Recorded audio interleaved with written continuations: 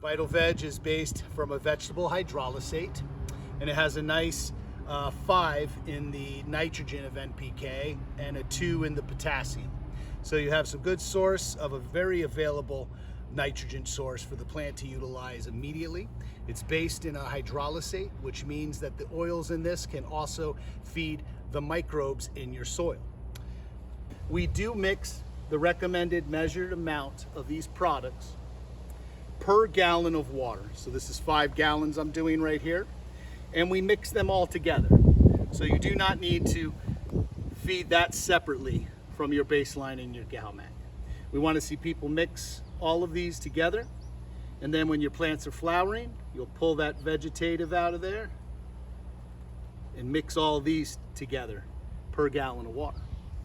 Our line right here is very beneficial for many different situations of cultivation.